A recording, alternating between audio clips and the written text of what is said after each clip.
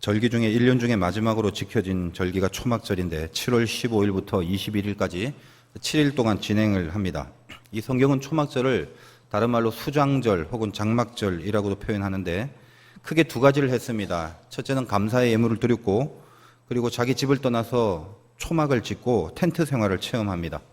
그래서 잠깐 이 장막절의 배경을 좀 언급하자면, 농경 생활을 하는 사람들에게 있어서 이스라엘 백성 중에 1년에 추수를 3번 하게 되는데 이것이 절기하고 깊은 관계가 있습니다. 그래서 첫 번째로 추수가 이 겨울 보리를 거두게 되는데, 그것은 저번에 다뤘다시피 6월절과 무교절, 그때 하나님 앞에 감사의 예물로 드리고, 두 번째 여름 보리와 밀을 거두는, 그래서 밀은 맥추라고 그랬죠. 맥추절, 칠칠절, 오순절. 요건 이제 두 번째 추수에 대한 감사입니다. 세 번째로 이제 마지막이죠. 1년 중에 올리브와 포도를 거두는 이 절기를 수장절 혹은 초막절, 장막절입니다. 이 세 단어가 같은 건데 이후로 설교를 이제 초막절이다라고 이야기하면 수장절과 장막절 다 같은 말로 이해를 하시면 될 것 같습니다.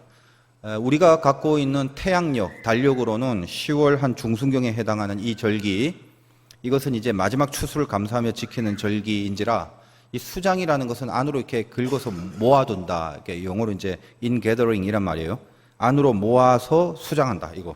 그래서 이 절기는 마지막 절기이고 1년에 이제 마무리되는, 정리되는 이 토탈 열매에 대한 감사 예물이죠. 그래서 더 풍성한 예물을 드렸습니다. 오늘도 이 예문이 좀 길어서 다 반복되는 부분이 많아서 앞뒤만 이렇게 읽었는데, 따져보니까 이 수장절 기간 동안 총 215마리 희생 짐승을 잡았습니다.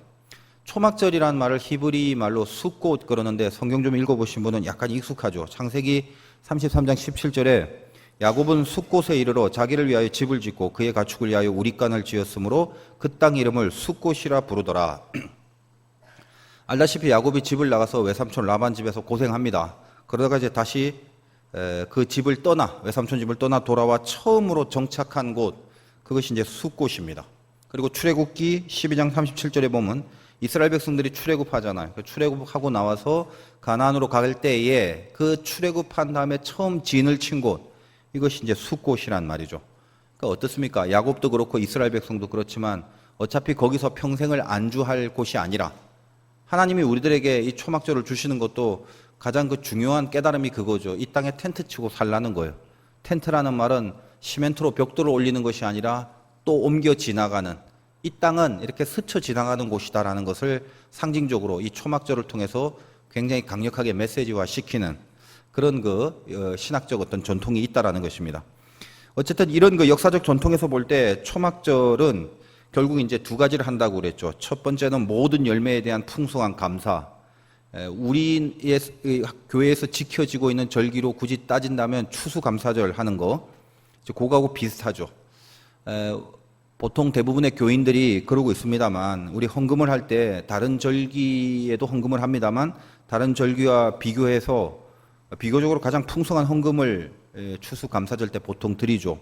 그 영성이 바로 이 전통입니다. 모든 것을 1년에 다 모아서 마지막 정리하는 가장 큰 하나님 앞에 감사의 예물을 드리는 거, 이게 수장절 정신입니다.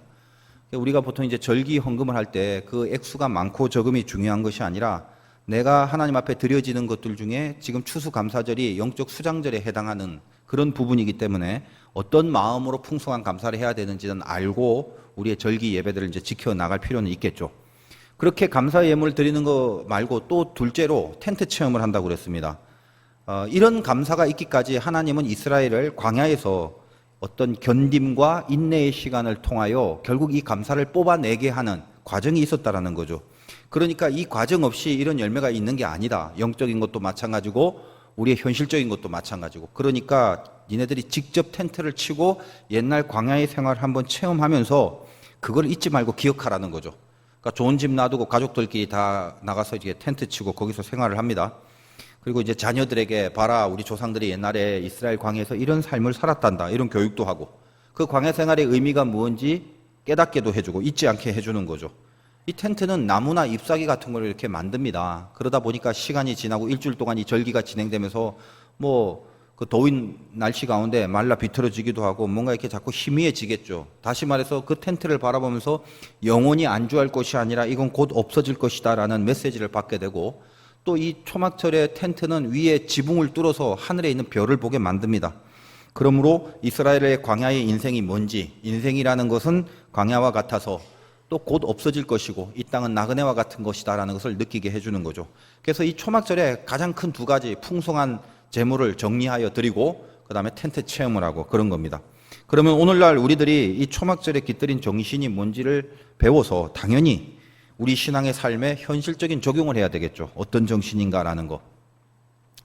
가장 굵은 정신이 무엇입니까? 우리가 이 절기를 쭉 봤을 때 우리 모든 이스라엘 백성뿐만 아니라 예수 믿는 우리들에게서 제일 중요한 단어가 구원인데, 모든 절기는 항상 구원, 예수 그리스도와 이게 상관이 없을 수가 없습니다. 우리가 지금까지 살펴봤던 것을 큰 시각에서 본다면 유월절과 무교절을 달았죠. 이거는 출애굽이 배경 아니겠습니까? 우리를 처음 구원의 시작 스타트라인에 쓴 그 부분, 이걸 기념하는 게 유월절과 무교절이고, 그 다음에 가나안이 완성이지 않습니까? 이 가나안 땅에 들어가서 열매를 거두는 거를 우리는 절기적으로 오순절, 칠칠절, 맥추절, 구원을 이루어 놓은 열매, 즉 가나안을 기념하는 이런 상징적인 두 가지를 우리는 이미 배웠습니다. 출애굽을 기념하는 것, 가나안을 기념하는 것. 이 둘 다 하나님께서 구원해 주셨고 하나님께서 승리를 주셨죠. 근데 그 사이가 있어요. 그 사이는 말할 것도 없이 출애굽과 가나안 사이의 광야입니다. 거기서 텐트를 지냈던 이 초막절, 이거는 구원의 성장 과정, 시작부터 끝까지의 그 가운데 구원이 어떻게 성장하고 있는가라는 이 성장 과정의 광야를 기념하기 위하여 지켜지는 절기라는 것입니다. 이런 큰 스펙트럼을 갖고 이 초막절에 대한 메시지를 받을 때 훨씬 이해가 빠릅니다. 예수 믿는 우리들 신자라고 하는데 이 신자의 존재론이라는 게 어디서 이해돼야 되냐, 신자가 뭐냐 이런 거죠. 그리고 우리가 신자로서 살아가는 이 실존, 이 땅의 이 실존, 이것이 지금 어디에 있는가 그겁니다. 우리 당연히 구원은 약속을 받은 백성 아닙니까? 구원의 약속을 받아서 가나안으로 향해 가는데 그 약속을 받은 가나안으로 향해 가는 지금의 현실, 여기가 뭐냐면 그 사이에 텐트, 즉 광야가 있다. 이거 기억하란 말이죠. 예수 믿는 사람들은 여전히 갈등이라는 게 있습니다. 아니, 오히려 하나님을 믿기 때문에 인생의 문제가 진지하고 이 인생의 문제를 하나님과의 관계 속에서 해결하고 이해를 해야 되기 때문에 이 안에서 보이지 않는 싸움들이 많다라는 거예요. 그래서 이 신자의 갈등, 신자의 싸움, 이것이 항상 그 현실이라는 곳에 있습니다. 약속과 현실, 깊은 간격이 있는 거죠. 가나안은 약속인데 현실은 광야다. 이 사이의 간격이 큽니다. 간격이 큰 만큼 당연히 힘겨움이 있다라는 거예요. 약속만 생각하면 기대가 가득한데 내 현실을 가만히 바라보면 기도가 가득해야 됨을 필연적으로 느끼게 되는 거죠. 그 사이에 서서 영적인 초막절을 지켜나가는 모습이라는 게 과연 어떠해야 되는가라는 것입니다. 약속이라는 건 하나님이 주신 거기 때문에 우리의 영으로 인식이 되고 껍데기를 갖고 있는 우리의 육신은 현실을 인식하게 됩니다. 따라서 육신이 더 강하면 하나님의 약속보다 현실이 더 크게 느껴지고 영이 더 강하면 우리의 현실보다 약속이 더 크게 느껴집니다. 따라서 영성이 만약에 없으면 던져진 현실에서 이 광야처럼 메마르고 힘겨워지는, 광야와 같이 메마르고 힘겨운 것이 없지만 영성이 강해지면 이 광야처럼 생명과 기회가 있는 곳이 없다라는 것입니다. 따라서 우리가 모든 이스라엘 백성들이면 반드시 필연적으로 거쳐야 될 이 광야에서 이 광야를 생명을 움트게 하는 하나님의 장소로 바꾸어 버리는 승리, 그것이 우리에게 초막절날 요구하시는 하나님의 바람입니다. 그럼 어떻게 해야 되나? 우리들의 광야를 믿음으로 살아내려 한다면 이 초막절의 메시지 중에 가장 중요한 거 하나를 붙들었으면 좋겠다라는 것입니다. 결론은 그겁니다. 허망한 가지들, 쓸데없는 허망한 헛가지들, 그것들을 쳐나가라 이거예요. 이 장막절에 숨겨져 있는 메시지라는 것입니다. 여러분, 광야의 특징이 뭐냐? 기대거리가 없어요. 기대의 근거가 없는 곳입니다. 아무리 하나님의 약속이 있다 할지라도 현실이 체감하는 부분에서는 도무지 기대할 수 있는 거리가 없게 되는 경우가 있어요. 그것이 우리 인생의 광야입니다. 하나님께서 반드시 그것을 던져요. 그곳으로 반드시 보냅니다. 육의 눈으로 아무리 살펴봐도 적과 꿀이라는 약속은 들었지만 그 적과 꿀이 보이지 않고 냄새도 안 나요. 여러분이 구원을 받은 인생이기 때문에 이런 생각을 합니다. 광야에 던져지면 내가 구원받은 인생이라면서 이게 뭐야? 라는 탄식이 터져 나오는 곳이 있습니다. 거기가 광야라는 거예요. 우리는 민수기를 시작하면서 이 민수기의 원래 히브리어 제목이 베 미드바르라고 말씀을 드렸습니다. 그 미드바르는 광야죠. 그래서 민수기 원래 제목은 광야에서라는 것입니다. 책 제목이 훨씬 멋있어요. 광야에서 이거예요. 근데 이 미드바르라는 광야란 단어는 참 공교롭게도 그 어원이 다바르라고 제가 여러 번 말씀을 드렸습니다. 이 다바르는 말씀이라는 거죠. 다시 말해서 광야라는 곳은 가나안이 보이진 않고 가나안이 체감되진 않아도 거긴 이상하게 말씀 덩어리가 가득한 곳입니다. 현실의 막막함 가운데 있는데 그 막막함과는 달리 참 아이러니하게도 그 막막함이 더 깊을수록 하나님의 말씀, 즉 약속이 늘 사라지지 않고 도사리고 있는 곳입니다. 그게 광야라는 거예요. 실제로 여러분도 그런 신앙의 삶을 살아왔겠지만 저도 개인적으로 제 신앙의 경험상 가만 보면 그래요. 가장 힘든 상황에서 폭포수 같은 말씀들이 달려들더라는 거예요. 힘겨울수록 말씀의 부닥침이 강해진다는 것입니다. 그게 어쩔 수 없는 신자의 삶의 원리예요. 어려운데 던져졌지만 그 어려운데 훨씬 더 강력한 말씀들이 있는 거예요. 물론 강력한 말씀이 있다고 힘든 일이 닥치자마자 말씀을 붙잡고 쉽게 모든 걸 막 순식간에 이기고 아따 승승장구했다. 나는 금방 이겼다. 뭐 이런 게 바로 연결되라는 법은 없습니다. 그런 말이 아니라 광야라는 건 한마디로 말씀을 붙잡고 이기는 건 두 번째 문제고 이 말씀으로 나의 모든 영혼을 집중시키는 가장 귀한 기회를 우리에게 늘 제공하고 있다는 거예요. 그래서 하나님이 이스라엘을 광야에 집어넣는 오늘날 우리들도 광야를 통과하게 한다는 이유가 바로 그겁니다. 가장 귀한 기회, 말씀으로 집중시키는.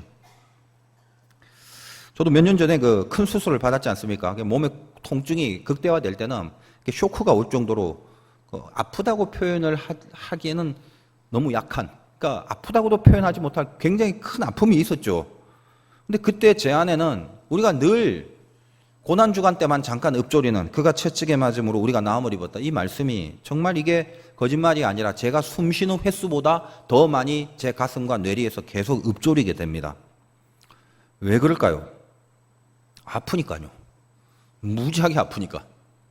아픔의 광야 속에 들어가니까 폭발적인 하나님의 말씀이 부닥칠 수밖에 없더라는 것입니다.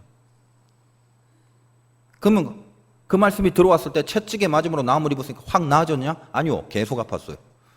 계속 아팠지만 그 말씀은 계속 있었습니다. 여전히 아팠어요. 근데 여전히 말씀이 소용돌이치면서 부닥칩니다. 순간 즉각적으로 그 말씀이 아픔을 이겨낸 그건 아닙니다. 근데 결국 흘러 시간이 지나고 나중에 보니 이 말씀이 이루어지더라는 거죠. 하나님의 말씀은 우리 생각을 잡아버립니다. 가만히 생각해 보세요. 현실이 어려워요. 여러분의 현실이 어려우면 어떤 증상이 나타나냐면 고민이라는 게 생겨요. 그래서 이 고민과 상념이 내 안에서 엄청나게 생깁니다. 근데 이제껏 살아오시면서 경험한 바 가만 생각해 보면 그 고민의 대부분은 그 문제에 대해서 전혀 도움이 되거나 해결책이 되지 않는 상념들로 끝나 지나가 버려요. 그럼 고민이 남기는 건 뭐냐? 마음만 상해요. 절대로 해결함이 별로 없습니다.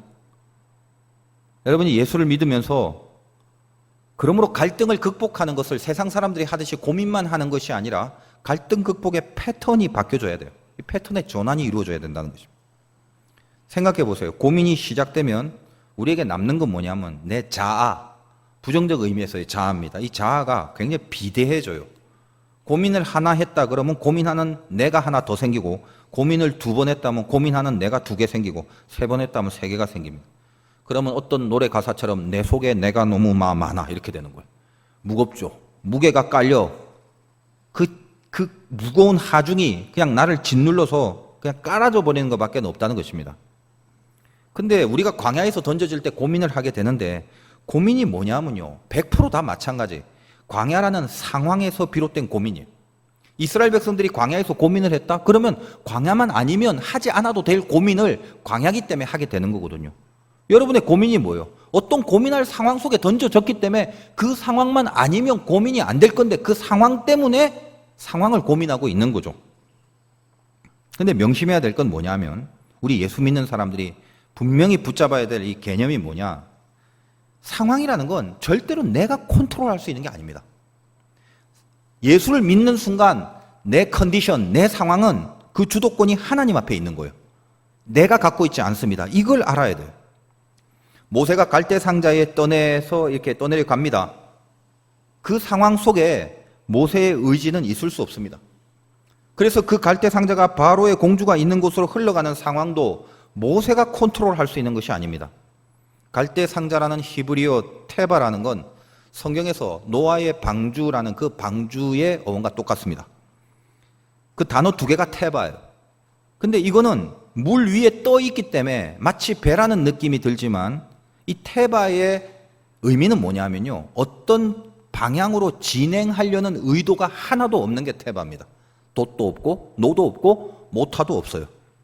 다시 말하여 그거는 그냥 흘러가는 대로 떠 있겠다라는 용도입니다. 이게 테바라는 거예요. 사람의 의지가 개입돼서 어떤 상황을 변하여 하나님의 섭리와 만나는 게 아니라 흘려보내는 상황은 하나님의 주권 속에 있어요. 그 안에서 모세가 아무리 울어봤자 갈대상자가 떠나가야 될 그 상황은 하나님의 컨트롤 속에 있다는 것입니다. 우리는 다니엘이 믿음이 좋은 줄 알아요. 아무리 믿음이 좋은 다니엘이고 기도 많이 하는 다니엘이라 할지라도 그때 그 당시 상황에 그 민족이 바벨론의 포로라는 상황으로 흘러 들어가기까지 다니엘이 포로된 이스라엘 민족의 상황을 컨트롤할 수 있는 건 아무것도 없었습니다. 그건 하나님이 정하시는 거예요. 광야라는 곳에서 우리에게 주어진 상황이 있을 것입니다. 근데 그 상황 때문에 고민을 하게 되는데 그 고민을 해봤자 거기서 상황을 바꾸는 뾰족한 해법이 나오는 게 아니라는 거예요. 그럼 어떻게 해야 돼? 상황이 고민이 되는데 그냥 망연자실하고 퍼질러 있으면 돼? 아니죠. 우리가 할 수 있는 거는 그겁니다. 상황을 바꾸진 못해요. 그건 하나님의 컨트롤이에요. 그런데 그 상황 속에 들어가 있는 우리의 시간의 차원을 바꿀 수 있어요. 조금 어려운 말이 될지는 모르겠습니다. 누가복음 24장 32절에서 33절까지 보면 예수님의 제자들 중에 엠마오로 가는 두 제자가 있지 않습니까? 유명한 사건. 예수님이 십자가 달려 돌아가시고 이제는 기댈 도움이 없고 예루살렘에 핍박이 일어나고 예루살렘과 핍박과 어려움과 고난이라는 상황을 피해 도망갑니다. 근데 그 둘이 가다가 부활하신 예수님을 길에서 만나죠. 그리고 이렇게 나중에 고백을 합니다. 예수님과 성경 공부를 하지 않습니까? 그들이 서로 말하되 길에서 우리에게 말씀하시고 우리에게 성경을 풀어주실 때 우리 속에서 마음이 뜨겁지 아니하더니 하고 곧 그때로 일어나 예루살렘으로 돌아가 보니 곧 그때로, 요거 시간이거든요. 그 부분입니다. 엠마오로 도망가던 제자들이 주님을 만나고 주의 말씀을 만나게 됩니다. 근데 거기서 그들의 뭐가 바뀌어요?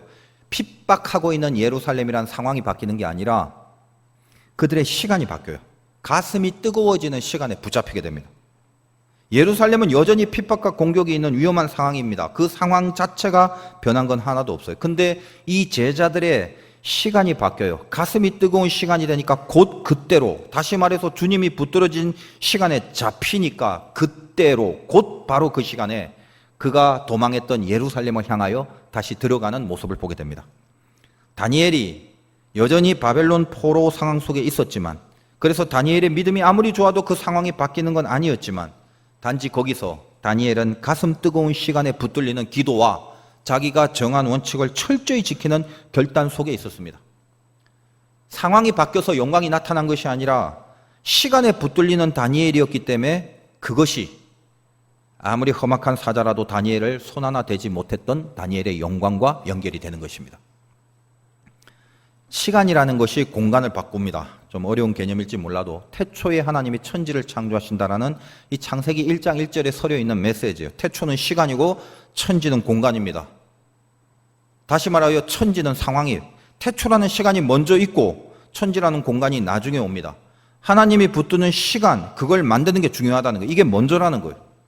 그래서 하나님이 나를 붙들어야 되는데, 근데 하나님이 나를 붙드는데 내가 무거우면 붙들기가 힘들겠죠. 저도 이제 그 한 해 한 해 나이가 들어가면서 근력이 좀 떨어지는 것 같아요. 몸이 좀 약하고.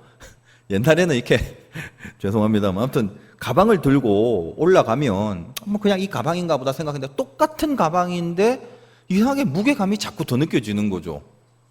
그러면 이게 어떨 때는 귀찮아요. 이걸 들기가 싫은 거예요. 갑자기 지하 3층에 파킹을 하고 또 저희 아파트는 뭐 이렇게 지하에서 연결되는 엘리베이터가 아니라 3층까지 가면 이 계단 올라가 좀 많이 올라가야 돼요. 그럼 이 무거운 걸 만약에 들고 올라가려면 부담이 확 되는 거죠. 점점 마음에서 어떤 생각이 되냐면 이 가방 들기가 싫은 거예요. 그러니까 어떻습니까? 꼴 보기가 싫죠. 부담이 딱 되죠. 이걸 붙잡고 싶은 마음이 안 생겨요. 그럼 안에 있는 거 중요한 것만 빼가든가 어쨌든 안 갖고 가든가 사람이 그렇게 되더란 말이에요. 제가 그때 느낀 게 있어요. 아니 아까 제가 고민이 계속 많으면 무거운 자아가 덕지덕지 많아진다고 그랬죠. 하나님이 붙들어야 되는데 하나님이 붙들기도 무거운 강한 자아가 내 안에 겹겹으로 쌓여 있다면 하나님 그거 붙잡고 싶겠어요? 안 붙들리려고 자아가 무거워 비대해지는데 절대로 하나님의 시간에 붙들린 역사가 쉽게 나타나지 않습니다. 무거우면. 두려운 일이 혹시 있습니까? 가만히 생각을 해보세요. 당연히 두려운 상황이 있기 때문에 고민을 할 겁니다. 어떻게 하면 두렵지 않은 상황으로 바뀌어질 수 있을까? 이걸 고민하죠. 근데 그 고민은 해봤자 결론이 뭐라고요? 자꾸 두려울 수밖에 없는 자아만 하나 둘씩 더 생기지 어떻게 하면 두려운 이 상황을 벗어날까를 고민해봤자 절대로 그것이 뾰족한 해법이 안 됩니다.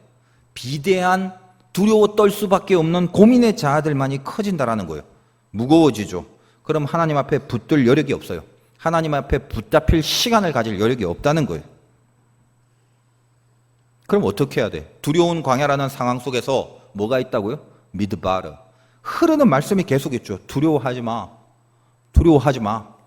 계속 흘러요. 두려움이 세면 셀수록 상황이 자꾸 두려워질수록 계속 하나님의 말씀이 쏟아져. 두려워하지 마라. 두려워하지 마. 내가 너와 함께한다. 그러면 그 말씀에 집중하는 거죠.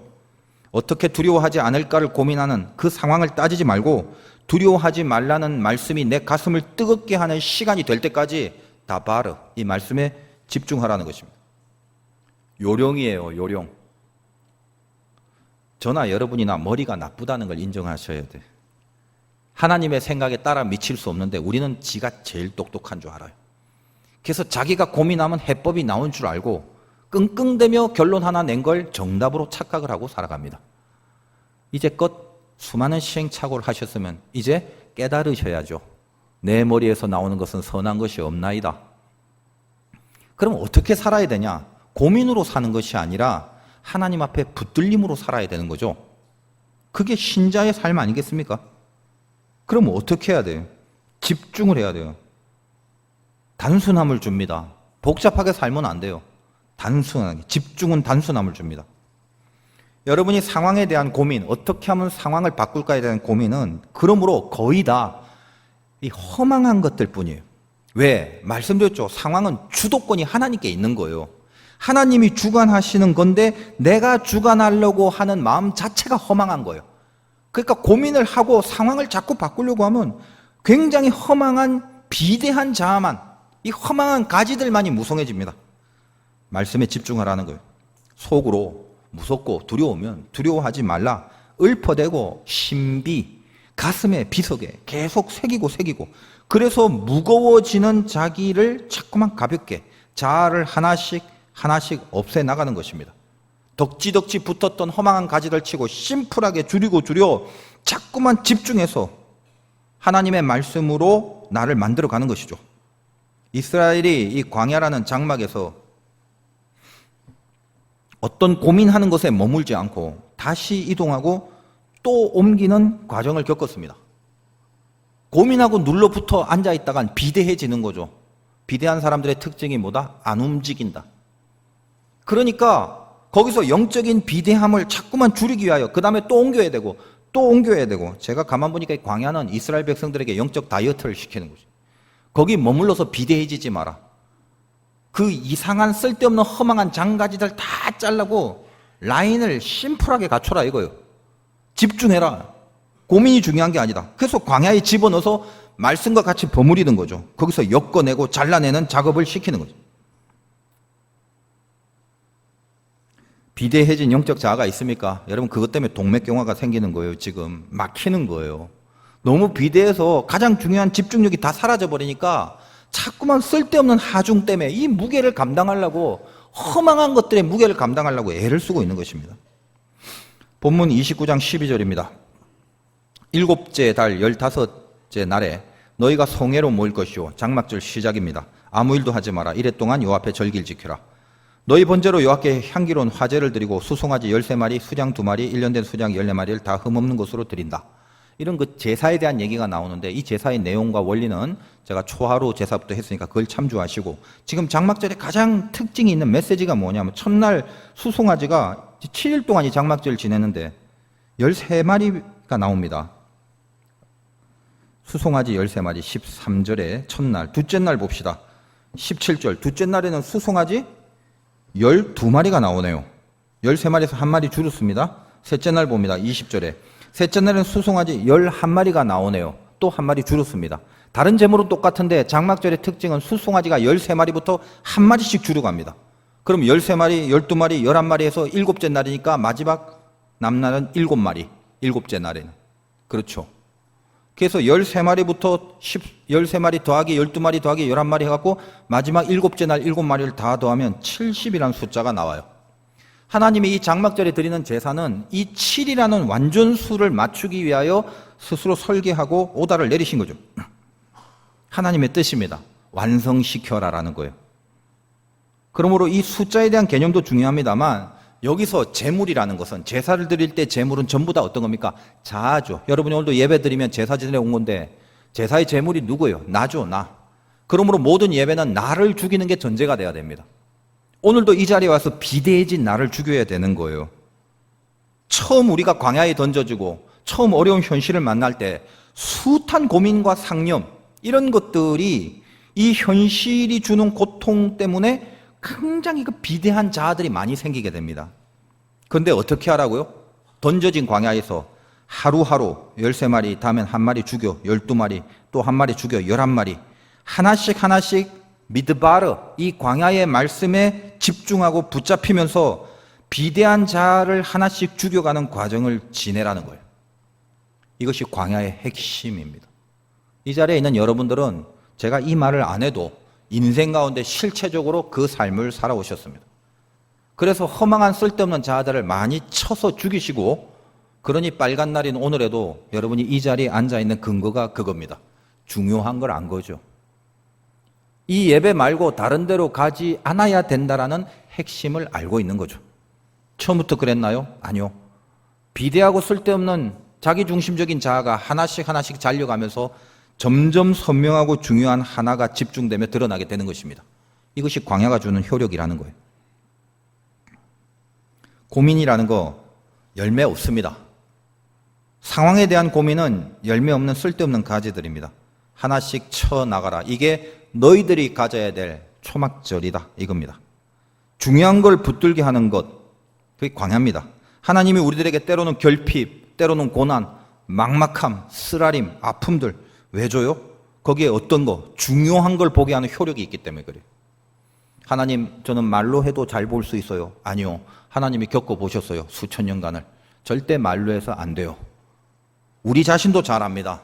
저도 잘 알아요. 말로 해서 안 되더라고요.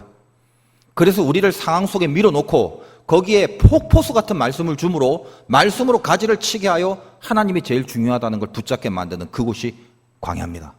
이걸 알고 겪고 견뎌내는 사람에게 광야는 생명이 돼요. 근데 이걸 모르고 때우려고 들어갔다가 광야에서 죽도 밥도 안 되고 처져버리는, 멸망당하는 그런 인생도 있다는 것입니다. 고민을 하지 말라고 해서 생각 없이 살라는 말은 아니에요. 우리들의 영적 싸움은 말씀 없이 되는 게 아니죠. 잊지 말라 하는 거예요. 상황을 자기 원하는 대로 바꿀 수 있는 뾰족한 수는 없다. 왜? 상황은 하나님의 컨트롤이에요. 그러므로 하나님이 붙들 수 있는 시간을 만들어라. 그게 중요한 거예요. 상황을 바꾸는 게 아니라 던져진 곳에서 붙들리는 시간을 만들어라. 이게 핵심이에요. 허망한 가지들을 쳐 없애는 작업을 해야 된다는 거예요. 그래서 하나님이 나를 붙잡을 수 있게끔 만드는 작업을 해야 되는 거예요. 요셉은 예화로 너무나 많이 씁니다. 이유는 뭐 총리 됐다는 거 그거 하나 때문에 그래요. 사람들은 권력을 좋아하는 것 같아요. 근데 봅시다. 요셉은 주어진 상황 변하지 않습니다. 하늘의 달과 별들이 자기에게 굽실거리는 꿈을 꿨다 할지라도 그에게 그 약속과는 달리 그의 현실은 밑바닥이고 노예고 감옥이고 형들에게 쳐죽임을 당할 뻔한 불쌍하고 비참한 인생일 뿐입니다. 더군다나 그때 그 현실이라는 광야에서 요셉은 그 주인의 여주인의 유혹을 받습니다. 그 유혹 앞에서 겉옷을 벗어 던졌다. 겉옷은 그 여인이 붙잡을 수 있는 부분이죠. 그 여자가 붙잡을 수 있는 게 겉옷입니다. 죄가 붙잡을 수 있는 게 겉옷이죠. 근데 어떻습니까? 하나님은 이 요셉을 사랑하셨잖아요. 그리고 요셉은 하나님의 말씀을 붙잡고 있었죠. 말씀에 붙들려 있었기 때문에 그 상황 속에서 죄가 잡을 수 있는, 그 여자가 잡을 수 있는 겉옷을 벗어 던지고 하나님이 잡을 수 있는 순전한 몸을 남겼습니다. 요셉의 광야는 그것으로 이제 끝납니다. 그가 그 뒤에 시편 105편 19절에 이런 평가를 받습니다. 곧 여호와의 말씀이 응할 때까지라 그의 말씀이 그를 단련하였도다. 요셉의 상황이 변한 게 아닙니다. 가장 힘든 밑바닥에 그 인생과 그 상황 속에서 하나님의 시간에 붙들리는 것에 승리하니까 그때부터 요셉에게 벌어진 광야는 메마른 광야가 아니더라는 것입니다. 단련된 광야더라는 거죠. 저는 개인적으로 이 가지를 쳐내고 단순하게 하나님 앞에 붙잡히는 시간을 만들려면 좀 구체적으로 어떤 실천 사항이 있을까를 좀 묵상해 봤습니다. 이건 제 개인적인 방법이라기보다도 성경에서 쓰임받는 사람들의 패턴 속에 공통적으로 볼 수 있는 원리라는 거예요. 그래서 저에게도 이제 적용시키는데 어떻게 해야지 가지를 칠까요? 어떻게 해야지 하나님이 나를 붙잡게 할까요? 굉장히 간단한 거죠. 성삼위일체 하나님과의 관계를 맺으면 되는데 이런 겁니다. 먼저 성부 하나님, 모든 일, 맞닥뜨리는 모든 광야에서 제일 첫 번째 해야 될 건 성부 하나님께 아뢰는 거, 묻는 거예요. 물어보는 거. 당연한 거를 지금 우리가 안 하고 있다는 걸 아시기 바라요. 물어보라는 건 기도인데 이 묻는다는 의미는 기도보다는 훨씬 더 빈번해야 되는 거고, 기도라는 정식적인 행위보다는 하나의 분명한 의식입니다. 여러분 인생에서 어떤 걸 만나든지 사건이든 사람이든 일이든 먼저 하나님 앞에 이걸 미리 결제를 받아야 된다는 의식이 살아있습니까? 대부분 그렇지 못해요. 어떤 일을 만나면 무조건 고민부터 해요. 이거 어떻게 하지? 내가 어떻게 하지? 사실 되지도 않을 계획인데 이상하게 계획까지 세워가면서 혼자 힘들어합니다. 한 번도 물어보지 않아요. 무슨 그 문제를 갖고 3일 동안 금식기도 하고 작전기도 하고 그런 말이 아니에요. 내 삶에 하나님과 동행하고 가지를 치고 붙들릴 수 있는 아주 심플한 내 삶의 모습을 만들기 위하여 이 의식, 늘 어떤 일이 놓이면 먼저 하나님 앞에 아뢰는 훈련이 돼 있냐 이 말이에요. 이거 할까요 말까요? 갈까요 안 갈까요? 만날까요 안 만날까요? 기타 등등 인생의 모든 선택과 판단 앞에 선행하여 우리는 왜 고민하냐면 이해 득실을 따지려고 하니까 고민을 하는데, 예수 믿는 사람은 어떻게 해야 돼요? 먼저 이해 득실을 따지기 전에 하나님께 아뢰는 자세입니다. 그 자세가 하나님 시간에 붙들리는 조건이 되는 거란 말이에요. 물론 묻는다고 하나님이 턱 나타나서 속 시원하게 그래 가 이거 하지마 막 속 시원한 응답, 속 시원한 확신 이런 거 주는 경우는 아닙니다. 그럴 수도 있습니다만, 근데 뭐냐? 진심이죠. 내가 하나님 앞에 진심으로 아뢰는다는 건 요식 행위로 끝나는 게 아니라, 예수 믿는 사람이니까 먼저 하나님 앞에 기도하래, 그러니까 내가 그런 행위를 했을 뿐이야로 끝나는 게 아니라 진심. 이 문제에 대하여 하나님 앞에 묻는 것은 이 문제를 하나님 뜻대로 풀기를 원합니다는 진심이죠. 그래서 이 문제에 대하여 진심을 갖고 아뢰었다면 이 문제는 그다음부터는 하나님 책임이 되는 거죠. 이 요령을 아셔야 돼요. 내가 그냥 쉽게 하려고 틱하고 아뢰는 척하고 그 다음에 내가 손 털겠다라는 게 아닙니다. 진짜 하나님이 원하는 대로 그 일이 되길 바라십니까? 그 진심이 아뢰는 거예요. 하나님 이거 어떻게 하죠? 이거 어떻게 하죠? 이거 어떻게 하죠? 복잡하게 깊이 생각하지 마세요. 우리 머리 나쁘다고 그랬죠. 내가 고민하고 준비되고 철저하게 마련하고 그 다음부터 요식당 해야지. 아니요. 그냥 맞닥뜨리는 거예요. 광야는 내일 또 어디 갈지 몰라요. 오늘 밤에 짐 사람 짐 싸야 돼요. 그러므로 우리가 인생을 풀어가는 건 뭘 가득 준비하고 마련하고 가는 게 아니라 하나도 없는 상황이라도 제일 먼저 하나님 앞에 아뢰라는 거예요.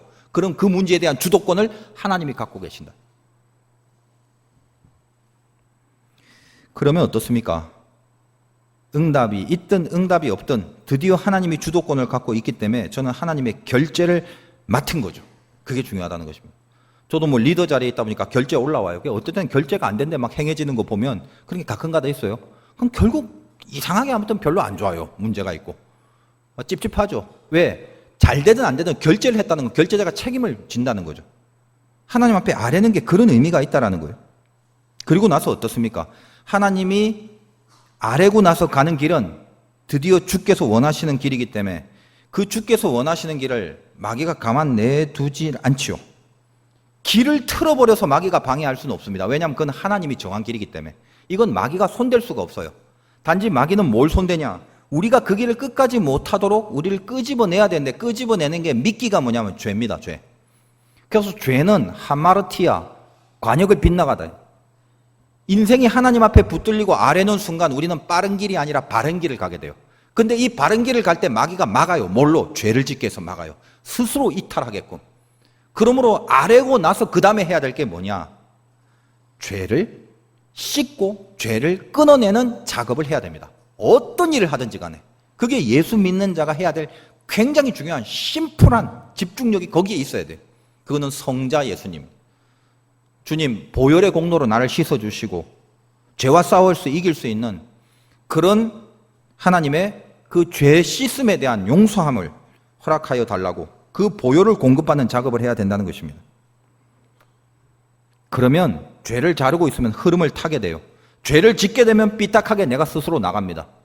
그 두 가지를 잘해야 되는 거죠. 그리고 나서 성령 하나님께 지금 제가 말씀드리는 것은 다시 말합니다. 하나님 앞에 붙들리기 위한 나를 심플하게 만드는 영적 요령입니다. 나름대로 터득하고 성경에서 뽑아낸. 마지막 성령 하나님께는 뭘 여쭤야 됩니까? 이젠 이 길을 갑니다. 죄를 잘라내는 일에 최선을 다하겠습니다. 그리하오니 나의 연약함을 통촉하여 주셔서 담대함과 든든함과 능력을 달라고 성령께 요청하는 거예요. 지금 말씀드리는 건 어떤 결론이 내 만족과 내 뜻대로 된다는 이게 아니라, 거기에 대한 비법이 아니라 하나님의 섭리와 인도하심을 받아 누릴 수 있는 가장 기본적인 자세, 가장 심플한 자세, 성삼위일체의 동행을 요구하고 그 하나님 앞에 시간이 붙들릴 수 있는 내 편에서의 구체적인 태도를 의미합니다. 물어보고 씻어내고 힘을 얻는 거죠. 묻고 씻고 힘을 얻고, 그래서 묻고 씻고 얻고만 되면 어떤 문제든지 이 패턴을 거치면 하나님의 시간에 붙들리게 돼 있어요. 잘 보십시오. 여러분이 왜 허망한 가지가 많아지냐면 이 세 가지를 안 한다니까요. 그리고 엉뚱한 데서 괜히 머리 쓰죠. 여러분, 상황은 광야에 던져집니다. 필연적입니다. 그거는 필연 코스예요. 말씀드립니다. 광야라는 상황 하나님의 컨트롤입니다. 내가 바꿀 수 없어요.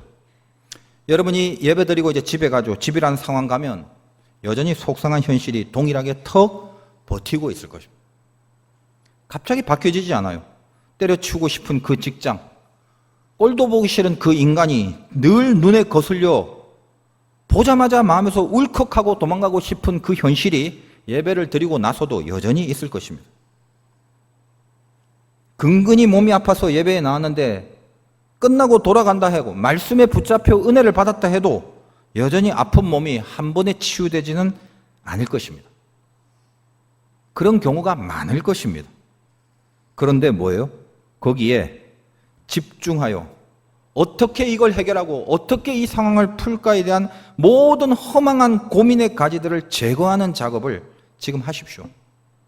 혹시 충분히 준비가 안 됐더라도, 내 믿음과 영역이 약해서 아직 이 문제에 대해서 기도로 잘 준비가 안 된 그런 거라 할지라도 깊이 복잡하게 너무 멀리 생각하지 말고, 나는 이 문제가 맞닥뜨려지면, 광야에 던져지면 바로 하나님 앞에 여쭙고 나서는 내 죄를 잘라내는 작업에 집중할 것이고, 그리고 성령의 능력을 의탁하고 살아갈겠다.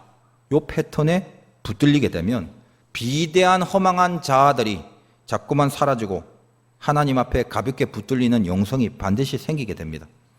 하나씩 재물을 죽여가지 않으면 초막절은 의미가 없습니다. 여러분의 초막절이 비대한 자를 하나씩 죽이는 것으로 하나님 앞에 드려지는 절기가 돼야 돼요.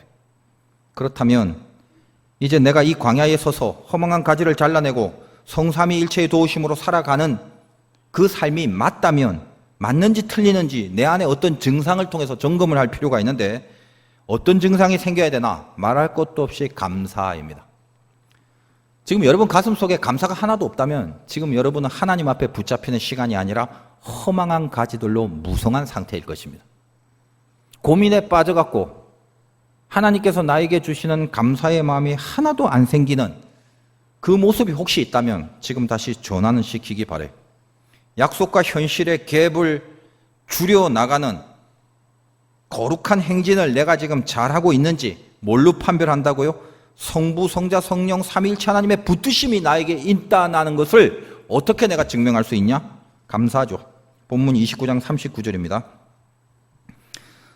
너희가 이 절기를 당하거든 여호와께 이같이 드릴지니 이는 너희의 서원제나 낙헌제로 드리는 번제, 소제, 전제, 화목제 외에 드릴 것이니라. 모세가 여호와께서 모세에게 명령하신 모든 일을 이스라엘 자손에게 말하니라. 감사의 마음이 남아있는가를 확인하라고 그랬죠. 여러분, 제사를 드린다는 건 뭐냐면 정신이 감사합니다. 하나님 이렇게 해서 감사합니다 하고 하나님 앞에 제물을 드리는 이 감사에 대한 표입니다. 근데 39절에 방금 읽었다시피 이 절기, 즉 장막절이 되면 서원제와 낙헌제로 드리는 제사 말고 그 외에 이 제사를 드려야 된다고 얘기를 합니다. 마지막 결론이. 그러면 서원제와 낙헌제라는 게 결국 뭐냐? 이 둘 다 감사에 대한 제사인데 서원제는 맹세할 서자에 원할 원자입니다. 다시 말해서 하나님 앞에 맹세하여 드리는 제사. 하나님 나 이렇게 할게요. 미래적으로, 다시 말하여 가나안적인 제사예요. 서원제라는 건. 앞으로 이렇게 할 거에 대하여 미리 감사하는 가나안적이고 미래적 제사. 낙헌제는 즐거운 낙자에 바칠 헌자입니다. 즐거운 마음으로 바칩니다. 왜 즐거움으로 바치냐? 이런 결과를 주셔서 감사합니다라는 마음이죠. 이거는 뭐냐면 과거적입니다. 애굽에서 끄집어내 주셔서 감사합니다. 그래서 이 광야의 많은 노래들 보면 낙헌제로 드린 노래가 많거든요. 그럼 이 두 가지가 왜 지금 성경에 있습니까? 너희들이 이 절기를 당하거든, 즉 장막절이 되거든 너희의 서원제나 낙헌제로 드리는 것 외에 드려라. 다시 말해서 너희의 미래적 가나안적 제사, 미래적 감사, 그리고 과거에 대한 결과에서 이 과거적 감사, 이 두 가지와 달리 별도로 드려지는 제사가 초막절 제사다. 다시 말해서 시작을 감사했다면 끝을 감사할 건데 시작도 감사하고 끝도 감사해라. 근데 이것과 별도로 이 광야에서 지금 주어진 이 현장과 현실에서 감사를 놓치지 마라 이거예요. 서원제와 낙헌제로 드려지는 것 말고 따로 여기서 초막절을 지키면서 지금 있는 것에 대한 감사를 하라는 것입니다. 광야의 오랜 텐트 생활 끝에 수많은 열매를 거두게 될 것인데 그 열매를 거두게 된 이유가 지금 이 약속과 현실 사이에 있어서 감사함으로 서 있는 것, 이것이 열매가 거두어질 수 있는 전제 조건이다라는 것입니다. 여러분 보세요. 하나님 앞에 붙들린 사람의 특징은 밑바닥에 뭐가 있어요? 어려움과 아픈 현실도 있지만 그보다 그 밑에 뭐가 있어요? 감사가 흐르고 있다는 거예요. 뭐 때문에요? 붙잡혔기 때문에. 서원제와 낙헌제 외에 제사를 지금 드리고 있기 때문에, 그 감사가 있기 때문에 그걸로 확인하시면 내 상태가 어떤지 대부분 평가가 나오게 되어 있습니다. 불같은 기도를 하는 사람도 감사가 없을 수 있고 뜨거운 헌신을 하여 모든 시간과 정력을 다 바친데도 감사가 없이 할 수 있어요. 허망한 거죠. 하나님 앞에 붙잡히는 헌신이 아니에요. 하나님 앞에 붙잡히는 그런 열정이 아니란 말이에요. 자기를 잘 판별해 보세요. 우리는 어려운 텐트 생활 속에 놓여져 있습니다만 쓰러지지 않습니다. 견딜 수가 있습니다. 성경에서 보면 언제나 약속이 현실을 이끌었어요. 그게 성경의 역사입니다. 우리의 허망한 가지들 다 잘라내 보세요. 지금 텐트지만 결국은 풍성한 열매로, 그래서 이게 이제 페스티벌이라고 하는데 하나님의 절기라고 해요. 초막절은. 이 초막절의 깊은 영성을 기억하면서 가지 쳐내는 작업을 하십시오. 다시 하나님 붙들 수 있는 시간을 만들어내세요. 그게 우리 인생을 사는 해법이라는 것입니다. 이 초막절은 가장 큰 명절이고 1년 절기의 마지막 명절이죠. 그래서 의미가 깊습니다. 제사장이 다를 때는 포도주를 전제로 제사를 드리지만 이 초막절 마지막 날에는요, 실로암에서, 알죠? 거기서 물을 길어 제단에 붓습니다. 그건 뭘 의미냐면 광야에서 생수를 내주신 반석이신 주님, 그 생수를 주셔서 이스라엘을 감사케 했던 것을 기념하기 위하여 마지막에 이 장막절의 제사는 실로암의 물을 제사장이 떠서 뿌린다는 것입니다. 마지막 제일 큰 명절 장막절입니다. 요한복음 7장 37절부터 이렇게 되어 있습니다. 명절 끝날 곧 큰 날에 이런 표현들 많이 나오죠. 그럼 이제 우리는 배워서 딱 보면 알죠. 명절 끝날 곧 큰 날에, 이게 장막절, 초막절이에요. 그때 예수께서 서서 외쳐 이르시되, 장막절이 다 끝나고 하나님 앞에 붙들리는 견딤의 세월이 다 끝나고 이렇게 얘기합니다. 누구든지 목마르거든 내게로 와서 마시라.